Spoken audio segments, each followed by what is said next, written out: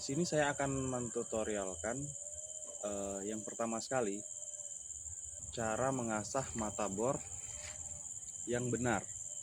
Baiklah, di sini saya punya mata bor. Mata bor ini patah. Saya punya contoh mata bor yang sudah diasah seperti ini. Ini mata bor ujungnya ini tidak runcing, teman-teman. Jadi dia tidak membentuk sudut lancip, tapi sudut tumpul seperti ini. Membentuk sudut sekitar 35 derajat atau 30 derajat lah ya. Oke. Seperti ini, teman-teman.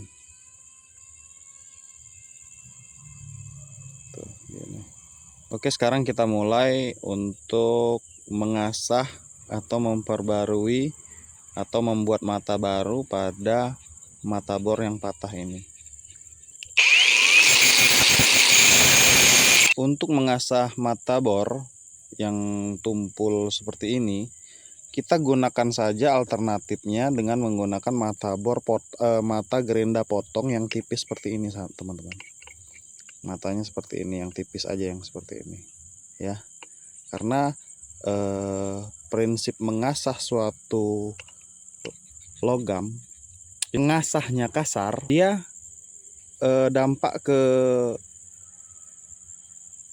logam yang akan diasah itu, mata pisau atau mata bor, itu dia pun juga kasar, teman-teman. Kalau dia kasar, dia gampang tumpul. Tapi kalau permukaannya halus, tidak kasar seperti mata gerenda yang tipis ini, dia cukup lah ya, cukup untuk mengasah, menajamkan mata bornya. Menentukan sudutnya itu kira-kira aja. Kira-kira aja. Yang penting membentuk sudut tumpul kurang dari 35 derajat. Nanti teman-teman bisa ukur sendiri dengan menggunakan busur ya. Oke, kita mulai.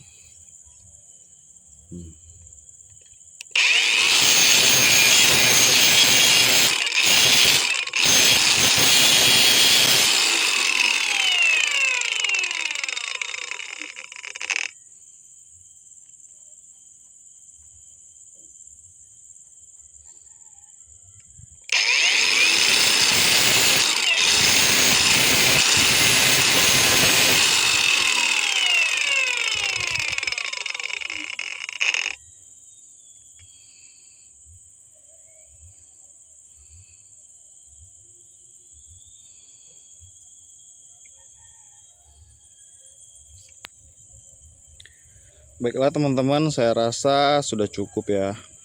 Nih. Jadi hasil asahannya seperti ini. Seperti ini. Tidak perlu dicelupkan ke air untuk disepuh. Tidak perlu. Sekarang saat kita mengebor itu, putarannya kan ke sebelah kanan seperti ini. Jadi mata yang harusnya tajam itu adalah sisi sebelah sini, teman-teman. Sisi sebelah sini, bukan sebelah sini.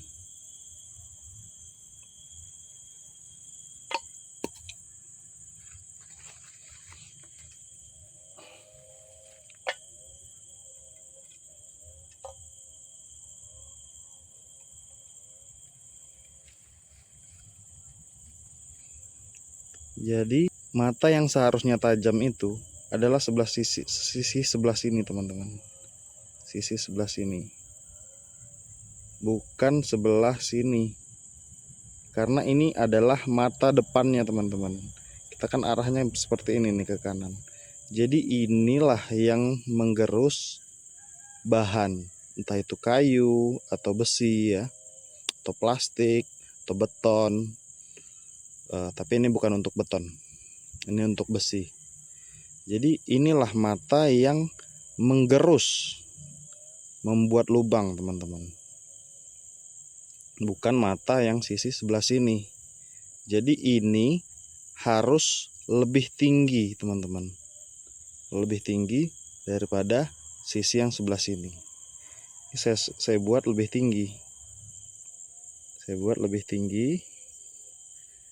Tuh.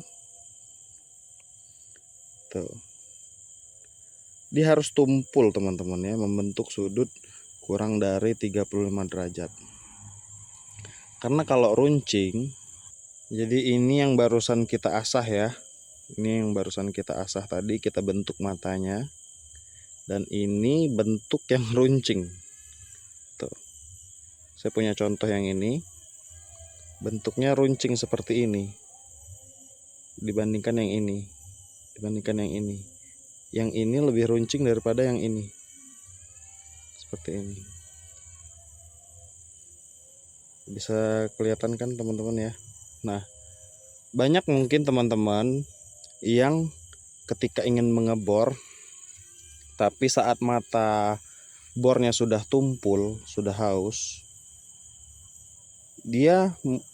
teman-teman itu mulai mengasah mata bornya runcing seperti ini. Jadi dengan tujuan apabila runcing seperti pisau akan lebih mudah menusuk gitu. Analoginya kayak gitu. Itu salah teman-teman.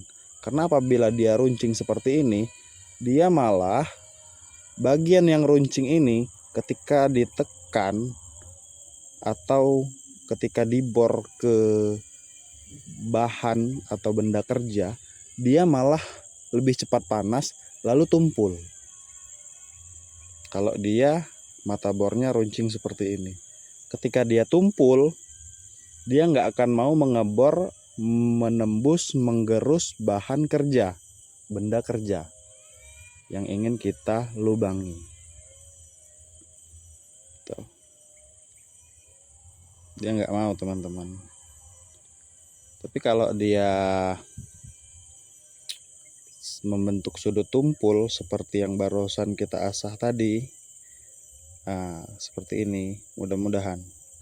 Baik, akan saya contohkan dan kita bandingkan nanti yang mana yang lebih mudah untuk mengebor ya. Apakah dengan mata bor yang tumpul seperti ini atau yang runcing seperti ini.